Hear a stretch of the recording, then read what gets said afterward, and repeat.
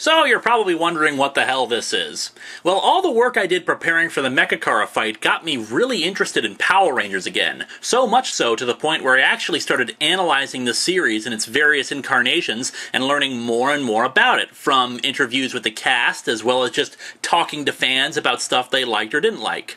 Since I'm an obsessive freak who can't stop himself, I decided to look over every season of Power Rangers, describe it and the themes that I see present, and give my own opinions about them as a whole.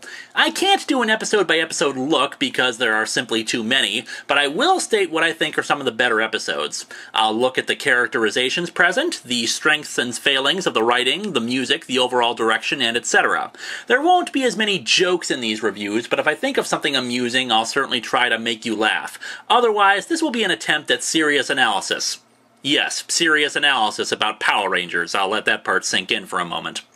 Also bear in mind that many of us have our own fandoms that we like. It might be sports, or it might be Sonic the Hedgehog, or maybe it's legal thrillers by Michael Crichton, whatever. Liking a cheesy kids show to the point where I'm actually doing analysis of it doesn't make me a freak any more than someone who thinks that The Phantom Menace was the best Star Wars movie is a freak. Though that is very sad. But then again, whatever. You like it, and we may debate about whether or not it's worth debating about. It's still your opinion. Much like this little analysis will be my opinion.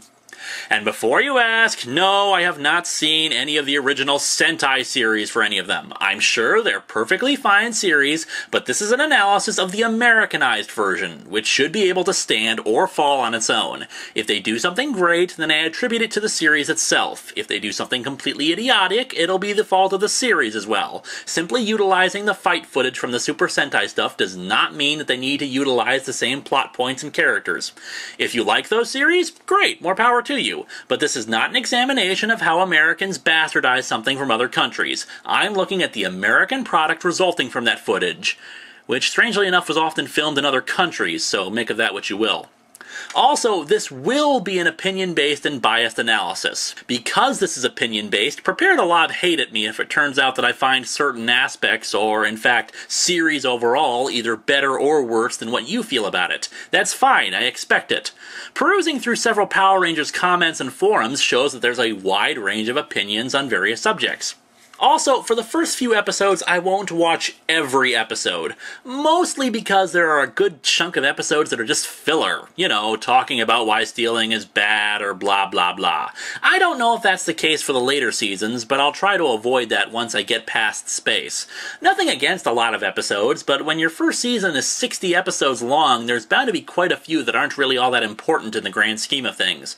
So while I will skip through them to see if there's anything important, I won't actually sit and watch every soul-crushing second of it.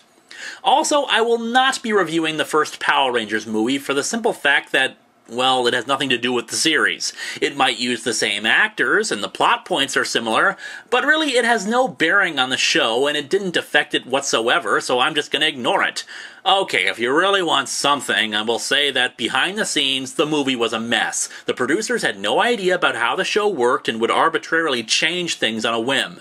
For example, in one of the earlier versions of the film, the Rangers' helmets had no visors and you could see the actors' faces through the holes. Yes, even though the Rangers are supposed to be maintaining secret identities, people would be able to just look at them in the outfits and know who they are.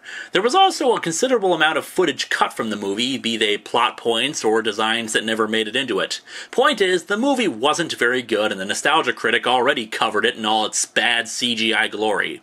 There will also be no review of the quote-unquote remastered episodes. Plot-wise, nothing is different about them. They simply added a whole bunch of goofy new comic book style captions and sparkles, and frankly, I see no reason to watch 60 episodes of the same show twice just for sparkles. So with that, let's get things rolling with how it all started. Mighty Morphin Power Rangers.